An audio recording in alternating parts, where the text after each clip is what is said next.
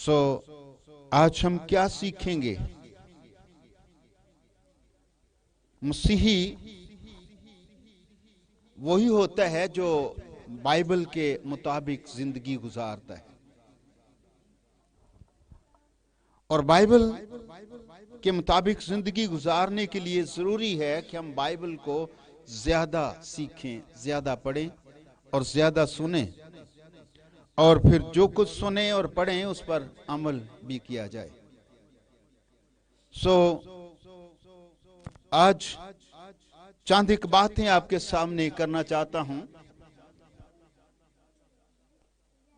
वैसी रसूमात जो बाइबल की नहीं हैं, जब हम उनको मसीही ईमान में शामिल कर लेते हैं तो वो गलत होता है, वो ठीक नहीं है, वो दुरुस्त नहीं है। बहुत सारी चीजें जो बाइबल की नहीं है, लोगों ने मजहबी रसूमात में उनको शामिल कर लिया है। उनके बारे में थोड़ी सी बात आपके साथ करूंगा, तो मेहरबानी से गौर से सुनिएगा। 14 तारीख को बुध के दिन एक खास नाम आपको याद है, एक और दूसरा राह का बुध। ये दो चीजें सामने आती हैं, ये दोनों गलत इस्तेमाल की जा रही हैं। ये दोनों रस्मात या त्यौहार जो बनाए गए हैं, ये दोनों गलत इस्तेमाल हो रहे हैं। इनके बारे में चंद एक बातें आपसे करना चाहता हूं, अपने गौर से इन बातों को सुना। ये जो 14 तारीख का दिन आस्तर की किताब से लिया गया है, उसको भी गलत इस्तेमाल किया जा रहा है, और राह का बुध जो है उसको भी गलत इस्तेमाल किया जा रहा है। वो बाइबल का दिन नहीं है। पहले तो मास्टर की किताब में चलेंगे, एक हवाला दे के फिर मैं कहूंगा। आस्तर जब उनको खुदावन ने फतह दी, खुदा ने उनको बरकत दी, तो फिर उन्होंने एक ज़ियाफत की, और उसको याद करने के लिए साल ब साल के लिए कहा गया था। आस्तर की किताब के 9वें बाब में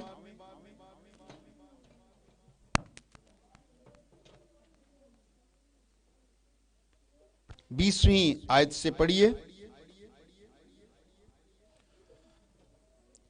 और मर्तकी ने ये सब अहवाल लिखकर तीयों को जो अक्सूरियस बादशाह के सब सूबों में किया, नजदीक किया, क्या नजदीक क्या दूर, क्या नजदीक क्या दूर रहते थे, खत भेजे।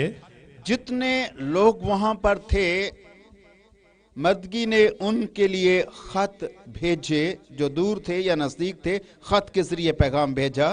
ता करे, इसलिए भेजा कि उनको एक खास ताकीद की जाए कि वो अतार के महीने 14वीं तारीख को, अतार के महीने में 14वीं तारीख को, और उसी की 15वें साल बसाल, उसी महीने की 14वीं और 15वीं तारीख को हर साल साल बसाल ऐसे दिनों की तरह माने, उनको दिन की तरह, जैसे खास खुशी का दिन है, इस तरह से ये 2 दिन मनाए जाएं, उनको खास त्यौहार समझा जाए, जिनमें यहूदियों को अपने दुश्मनों से चैन मिला। इसलिए कि यहूदियों को उनके दुश्मनों से चैन मिला, उनको आराम मिला, और वो महीने उनके लिए गम से शादमानी में और मातम से मुबद्दल हुआ। ये भी कि ये दिन उनके लिए गम के दिन से, और इन दिनों में उनको खुशी मिली, इस याद में कि उनको खुशी मिली, और दूसरा कि उनका गम, उनका दुख जो है वो दूर हुआ और खुशी में बदल गया। इसलिए वो उनको ज़ियाफत और खुशी और आपस में तोहफे भेजने और गरीबों को खराज देने के दिन थे। आमीन।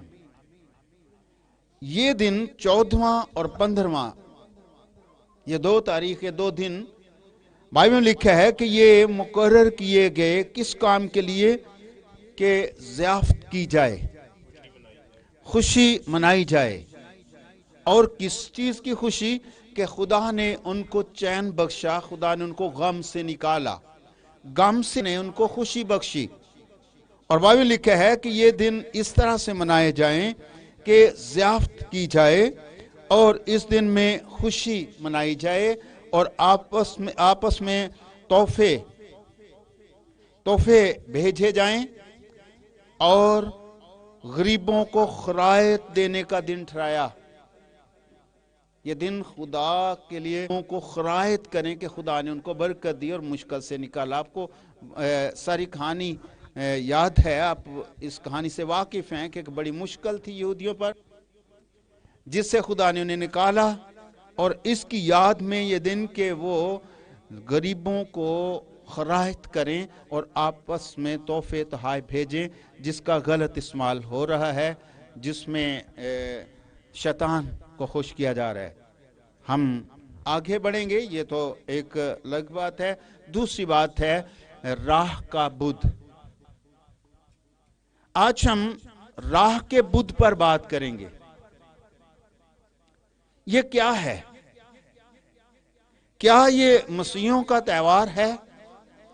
क्या हमें अपने चर्चेस में ये करना चाहिए?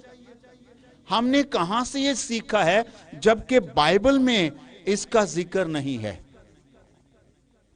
बहुत सारी चीजें जो बाइबल की नहीं है, जब हम उनको मजहबी रस्मात बना लेते हैं या अपने ईमान का हिस्सा बना लेते हैं, तो हम असल में शैतान को खुश कर रहे होते हैं।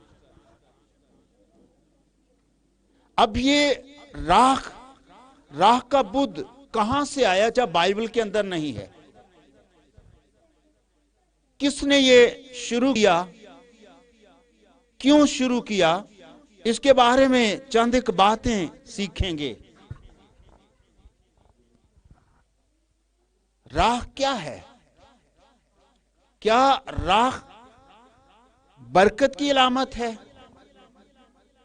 राह से बरकत मिलती है या परेशानी की अलामत है? परेशानी की, दुख की अलामत है।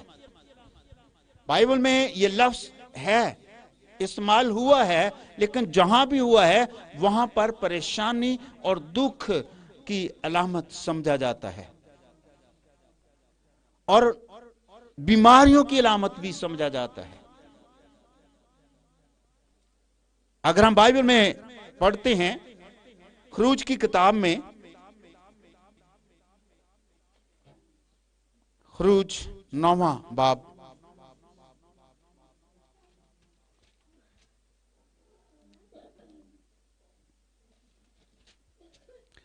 नौवें बाब की 8वीं आयत से पढ़िए। खुदावन ने मूसा और हारून को हुक्म दिया, और खुदावंद ने मूसा और हारून से कहा, और खुदावन ने मूसा और हारून से कहा कि तुम दोनों भट्ठी की राख अपनी मुट्ठियों में ले लो।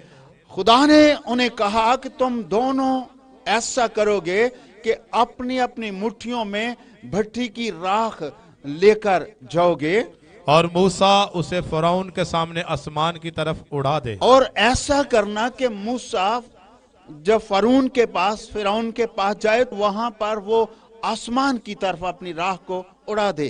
और सारे मुल्क मिस्र में भारी गर्द हो, और मुल्क मिस्र में ये गर्द की तरह हो। मिस्र के आदमियों और जानवरों के जिस्म पर फोड़े और थपोले बन जाएं। ऐसा करने से कि वो राख जब बखेरी जाएगी, फजा में को जब उड़ाया जाएगा, तो फिर आदमियों के जिस्म पर फोड़े निकल आएंगे। आगे पढ़िए। वो भट्ठी की राख लेकर फिरौन के आगे उन्होंने जा ऐसा ही खड़े हुए। किया कि वो भट्ठी की राख लेकर वो फिरौन के सामने जा खड़े हुए और मूसा ने उसे आसमान की तरफ उड़ा दिया। और वहां पर जाके मूसा ने जो उसकी मुट्ठी में खाक थी वो उसने अड़ा दिया उसको, और खुदा वो ने। आदमियों और जानवरों के जिस्म पर फोड़े और और फफोले बन वो सारे मिस्र में फैल गई और आदमियों के और जानवरों के जिस्म पर वो ठहरी और वहां पर फोड़े और फिंसियां निकलनी शुरू हुई। और जादूगर फोड़ों के सबब से मूसा के आगे खड़े ना रह सके। इस तरह से जादूगर शर्मिंदा हुए और वो वहां पर खड़े न रह सके। अब जो बात मैं करना चाह रहा था वो ये है कि राख क्या करती है? नुकसान। राख बखेरने से बीमारियां आनी शुरू हुई। जब खुदा ने हुक्म दिया मूसा को और हारून को कि फिरौन के पास जाते वक्त राख हाथ में लेके जाना, और जब वहां पर जाना, वहां पर उसके सामने खड़े होकर इसको फिजा में बखेर देना, हवा में इसको फेंक देना, और ये ऐसे उड़ेगी कि ये सारे मिस्र में ये फैल जाएगी और जानवरों पर और आदमियों पर ये गिरेगी और उनको फोड़े और फिंसियां उनको निकलेंगी। राख अच्छी अलामत नहीं है। अगर हम बाइबल में और इसके बारे में सीखते हैं तो पुराने अहदनामे में जब लोगों पर मुश्किल आती तो वो अपने नीचे राख बिछाते, टाट ओढ़ते और रोजा रखते और ये जाहिर करते कि हम तकलीफ में हैं, हम दुख में हैं, हम मुश्किल में हैं, हमें कोई ऐसी परेशानी है, और वो परेशानी खुदा के सामने जाहिर करते राख के साथ। राख पे बैठ के वो जाहिर करते कि हम तकलीफ में हैं, हम मुश्किल में हैं, और फिर वो रोजा रखते। खुदा फिर उनकी मुश्किल को देखता, फिर उनको उससे निकाल लेता, क्योंकि वो खाकसार होते और खुदा के सामने जाके जाहिर करते कि हम तकलीफ में हैं, हम किसी परेशानी में हैं। ये सिलसिला हम बाइबल में बार बार पढ़ते हैं। कई जगहों पर हम इसका जिक्र पढ़ते हैं कि वो अपनी परेशानी को राख के साथ जाहिर करते थे और वो राख पर बैठ जाते थे। लेकिन आपके लिए जो कलीसिया के लोग हैं, आपके लिए जो मसीही हैं, आपके लिए जो ईमानदार हैं, जो नए अहदनामे के लोग हैं, जो कलीसिया के लोग हैं, आपके लिए खुशखबरी है। अगर आप उस खुशखबरी को देखना चाहते हैं तो यशायाह में पहुंचिए। यशायाह की किताब में से 61वां बाब,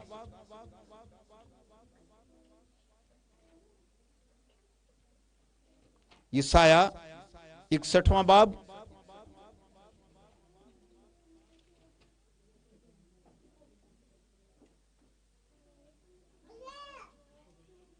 पहली आयत से पढ़िए 30वीं आयत तक। खुदावंद खुदा की रूह मुझ पर है। हाँ, सुनिए, यशायाह को ये मुकाशफा मिला और ये लिखा यीशु मसीह के बारे में गया। ये नबूवत उसको मिली, खुदा ने उसके साथ कलाम किया कि वो उसके बेटे मसीह के बारे में ये लिखे। तो उसने इस तरह से लिखा, खुदावंद की रूह मुझ पर है, क्योंकि उसने मुझे मसा किया, क्योंकि उसने मुझे मसा किया है, ताकि हलीमों को खुशखबरी सुनाऊं। उसने मुझे मसा किया है कि मैं हलीमों को खुशखबरी सुनाऊं, हलीमों को, खाकसारों को, जो हलीमी करते हैं, उनको खुशखबरी सुनाऊं। उसने मुझे भेजा कि शिकस्ता दिलों को तसल्ली दूं। उसने मुझे भेजा है कि जो टूटे दिल से आते हैं उनके लिए तसल्ली का बायस बनूं। आगे, कैदियों के लिए रहाई, जो कैद के अंदर हैं, जो गुलामी के अंदर हैं, उनके लिए रहाई का ऐलान करूं, और असीरों के लिए आजादी का और ऐलान जो करूं, असीर हैं उनके लिए आजादी का ऐलान करूं, ताकि खुदावंद के साले मकबूल का और अपने खुदावंद के इंतकाम के रोज का इश्तिहार दूं। इश्तिहार दूं, खुदावंद के साले मकबूल का इश्तिहार दूं।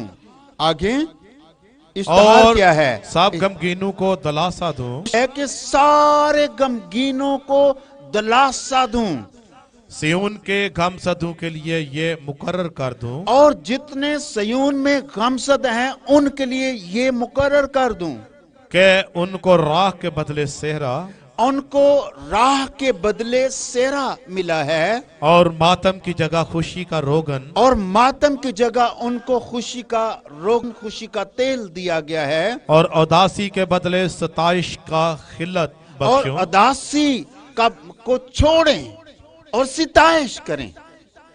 आमीन। आमीन। यीशु मसीह को खुदा ने जमीन पर क्यों भेजा? बाइबल में लिखा है खुदा की रूह मुझ पर है। और जब लूका की इंजील में पढ़ते हैं तो यीशु मसीह को यशाया का सहीफा पढ़ने के लिए दिया गया और उसने खड़े होकर ये वाला हवाला निकाला जो हम अभी पढ़ रहे हैं। यशाया ने उसके बारे में कहा, फिर यीशु मसीह ने वो ही कहा जो यशाया ने उसके बारे में कहा, खुदावंद का रूह मुझ पर है, मुझे मसा किया गया है, मुझे भेजा गया है किसी खास काम के लिए। वो खास काम क्या है? हलीमों को खुशखबरी दूं। वो काम ये है कि जो दिल के टूटे हुए हैं उनको तसल्ली दूं, और जो कैद में हैं, असीरी में हैं, उनके लिए आजादी का ऐलान करूं, और फिर खुदा के साले मकबूल का इश्तहार बांटूं और लोगों को ये सिखाऊं कि मैं किस लिए आया हूं। बाइबल में लिखा है इसलिए कि गमगीनों को दिलासा दिया जाए। इसलिए आया हूं कि जो सयून में हैं, गमसदा हैं, उनके गमों को दूर किया जाए, उनके लिए खुशी मुकर्रर की जाए, और जो राह की हालत में हैं, जो परेशान हैं, उनको राह के बदले सेरा दिया जाए, और जो मातम करते हैं, जो दुख में हैं, परेशानी में हैं, मातम करते हैं, उनका मातम खत्म किया जाए और उनको खुशी का रोगन दिया जाए। और जो उदास बैठे हैं, जो परेशान हैं, उनके लिए कलाम में लिखा है कि उनको सिताइश का खिल्लत बख्शा जाए। गमगीन ना बने, उदास ना बने, बल्कि खुदा की सिताइश करना शुरू करें। आमीन। यीशु मसीह ने हमारे लिए ये किया है। अब राह का बुद्ध कौन मनाते हैं? जिनको मसीह की खुशखबरी नहीं पहुंची या वो मसीह की खुशखबरी से वाकिफ नहीं है। उसने हमें राह के बदले सेरा दिया है, ताज, अदासी खत्म कर दी है। उसने हमें निजात दी है, निजात की शादमानी हमें बख्शी है। कलाम में लिखा है दोबारा गुलामी के जुए में ना जूतो, वापस ना जाओ, आगे बढ़ो, तरक्की करो। आपको राख नहीं मिली, मसीह की तरफ से आपको राख नहीं मिली, मसीह की तरफ से आपको मातम नहीं मिला। मसीह के बारे में तो यह भी लिखा है, उसने अपनी तालीम में यह कहा, जब लोग तुम्हें सताएं, लोग तुम्हारे बारे में ना हक कहें, उस वक्त भी नहीं रोना, तब भी मातम नहीं करना, तब भी राख अपने सर पे डाल के खुदा सामने नहीं बैठना, बल्कि खुशी करना और नहायत शादमान होना, तब भी ये करना। कलाम में लिखा है उसने हमें खुशी बख्शी है, निजात बख्शी है, उसने हमें इत्मीनान बख्शा है, इसलिए उसने हमें राख नहीं दी, हमें गम नहीं दिए, हमारे गमों को अपने ऊपर उठा लिया ताकि हम गुलामी में वापस ना जाएं, गमों से निकलें, परेशानियों से निकलें। हम तो दुख उठाकर भी मसीह के साथ खुश होते हैं और शादमानी करते हैं, क्योंकि बाइबल हमें सिखाती है। अगर आप मत्ती की इंजील में इस भेद को समझें, मत्ती की इंजील के 11वें बाब में एक खास भेद है जो मसीह ने आप पर खोला है।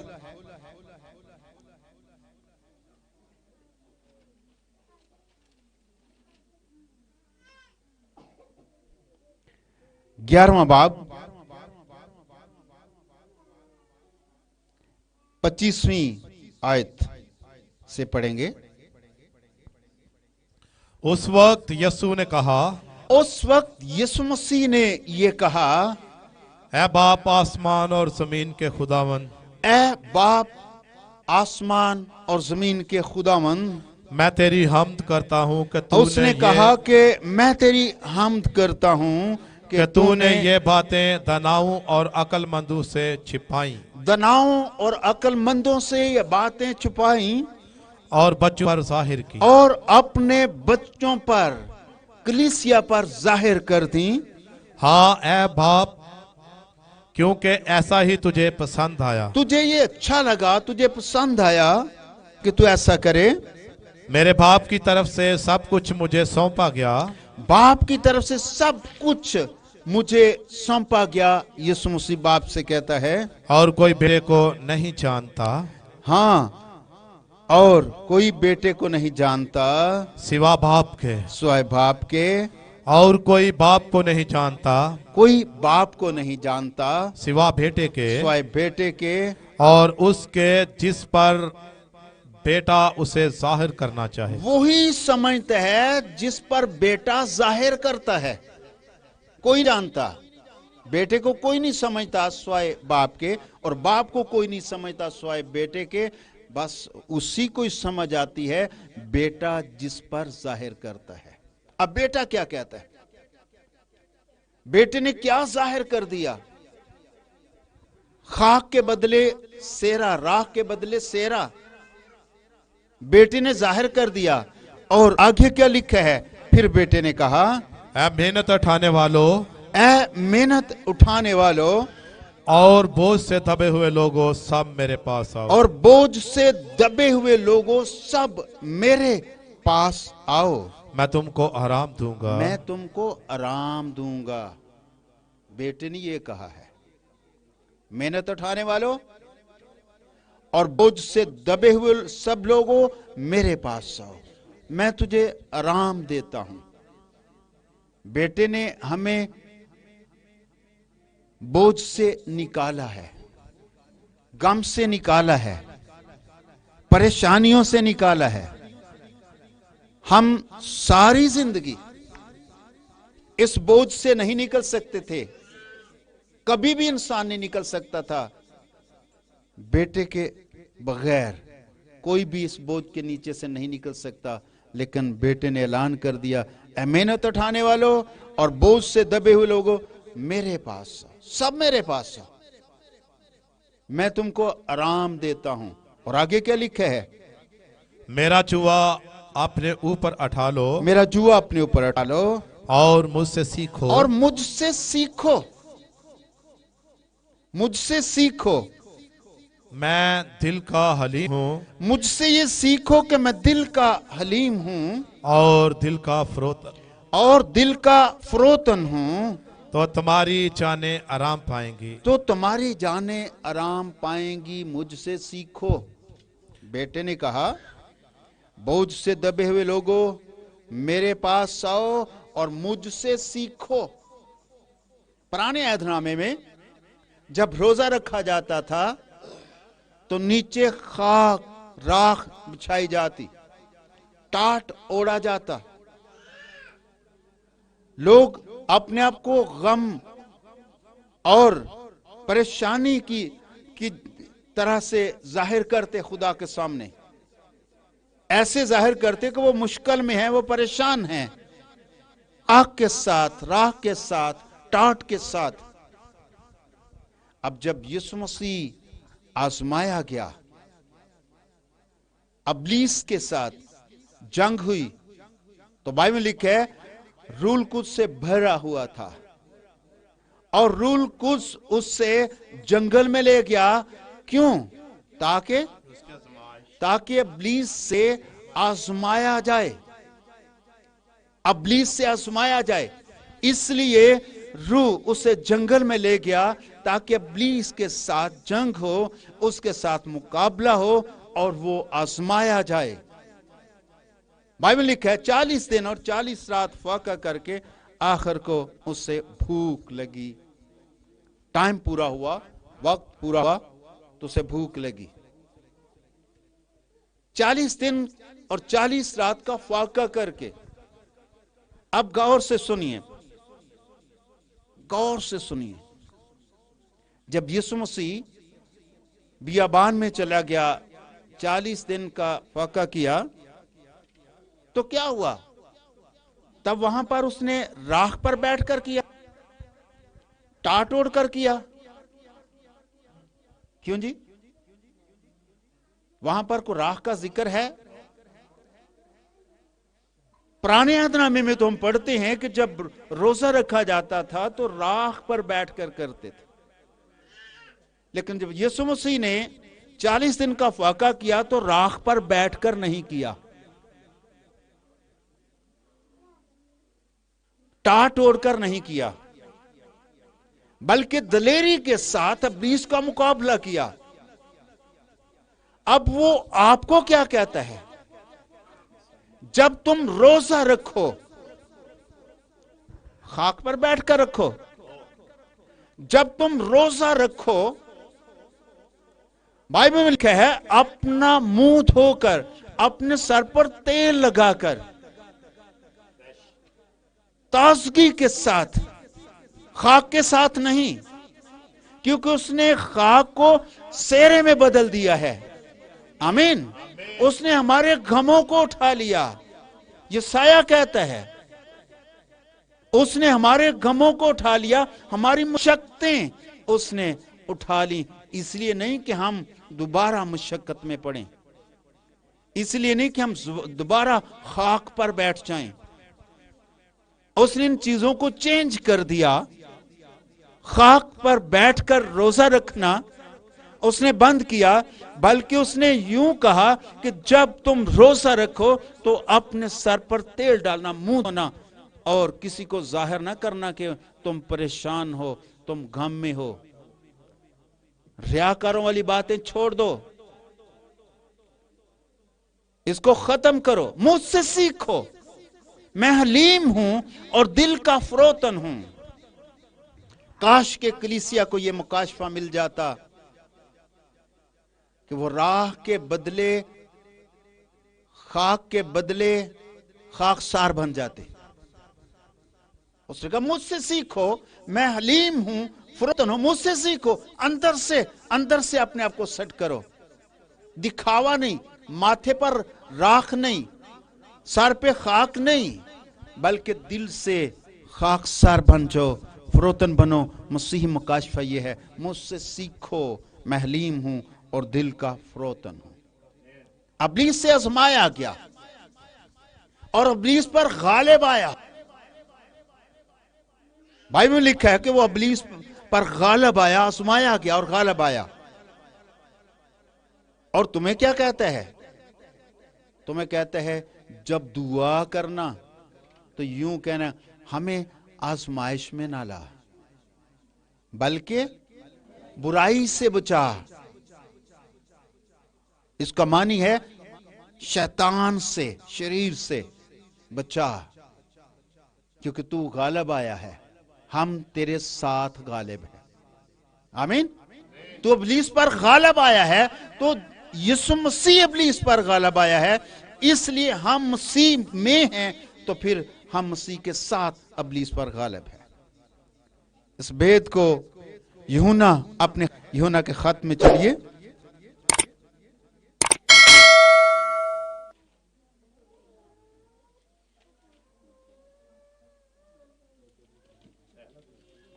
पहला यूहन्ना का खत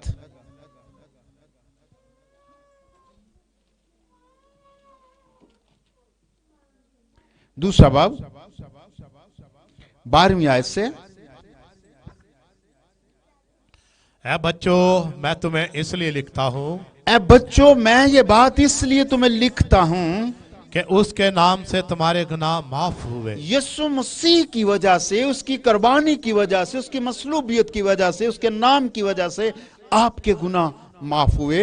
ऐ बुजुर्गों, मैं तुम्हें इसलिए लिखता हूँ, ऐ बुजुर्गों, मैं तुम्हें इसलिए लिखता हूं, जो इब्तदा से है ये शुरू से जो है उसे तुम जान गए हो। तुम उसे जान गए हो, जो शुरू से है, जो खुदा का बेटा, खुदा का कलमा है, उसे तुम जान गए हो। ऐ जवानों, मैं तुम्हें इसलिए लिखता हूँ ऐ जवानों, मैं तुम्हें इसलिए लिखता हूं, कि तुम उस शरीर पर गालिब आ गए तुम उस हो शरीर पर गालिब आ गए हो, क्योंकि तुम्हारा जिसे तुम जान गए हो वो उस पर गालिब आया, उसके वसीला से तुम भी गालिब आ गए हो। ऐ लड़कों, मैंने तुम्हें इसलिए लिखा है और लड़कों, मैंने तुम्हें इसलिए ये लिखा है कि तुम बाप को जान गए हो। तुम चूंकि बाप को जान गए हो। ऐ बुजुर्गों, मैंने तुम्हें इसलिए लिखा है ऐ बुजुर्गों, तुम्हें इसलिए लिखा गया है कि जो इब्तदा से है जो उसको शुरू तुम से जान है गए हो। उसको तुम समझ गए हो, उसको तुम जान गए हो। ऐ जवानों, मैंने तुम्हें इसलिए लिखा है कि तुम मजबूत और खुदा का कलाम तुम में कायम रहता है। जवानों, मैं इसलिए लिख रहा हूं तुम मजबूत बनो और खुदा का कलाम तुम में कायम हो जाए, और तुम उस शरीर पर गालिब आ गए तुम हो। उस शरीर पर गालिब आ गए हो। आमीन। आमीन। वो आजमाया गया, गालिब आया। ऐ जवानों, तुम भी गालिब आ गए हो क्योंकि उसको जान गए हो। ऐ लड़कों, तुम भी गालिब आ गए हो क्योंकि तुम उसको जो इब्तदा से था जान गए हो, समझ गए हो। ऐ बुजुर्गों, तुम भी गालिब आ गए हो क्योंकि तुम इसे समझ गए हो। तुम इब्लीस पर, शरीर पर गालिब आ गए हो क्योंकि तुम्हारा मसीह उस पर गालिब आया। अब फिर उस गुलामी में जाना चाहते हो जिससे निकाला गया, खाक पर बैठना चाहते हो जिससे उठाया गया। खूब किसी ने गाया, उसने हमें घूरे से निकाला है, अपने साथ तख्त पर बैठाया है। ये भेद, ये मुकाशफा जो कलीसिया के लिए है, जो मसीहियों के लिए है, कि उसने हमें घूर से उठाया और अपने साथ तख्त पर बैठा दिया। उसने हमारी मुश्किलें उठा ली, उसने हमारे गमों को बर्दाश्त कर लिया और हमें गम से निकाला, हमें दिलासा दिया, हमें खुशी का ताज दिया। हमें उसने खाक के बदले रोगन, उसने हमें सेरा बख्शा, गम से निकाला, परेशानियों से निकाला और उसने ऐलान कर दिया, खुदावंद का रूह मुझ पर है, उसने मुझे मसा किया है। खुदावंद का रूह मुझ पर है, उसने मुझे मसा किया है। गमगीनों को गम से निकालने का फिर से दोबारा पढ़ने का नहीं है। अगर कोई मसीह के मुकाशफा से वाकिफ है, अगर खुशखबरी आपके पास है, अगर आप खुशखबरी से वाकिफ हैं, तो फिर खाक से निकलकर बादशाही की बातें करना शुरू करो। गम और अदासी से निकलकर सिताइश करना शुरू करो, कि उसकी निजात के लिए खुश होना शुरू करो। और खुदा की प्रस्तुत, खुदा की सताइश आपको मिली है, उस पे आ जाओ। निकले इन सारी बुरी चीजों से जो हमारे कलाम की नहीं है, कलाम में कहीं भी नहीं है।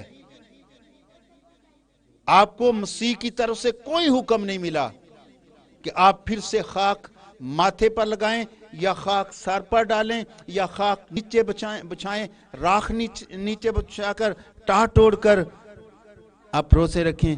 आपको यह नहीं कहा गया, बल्कि जब तुम रोजा रखो तो उदासी से बाहर निकल आओ, गम से बाहर निकल आओ, खाक से बाहर निकल आओ।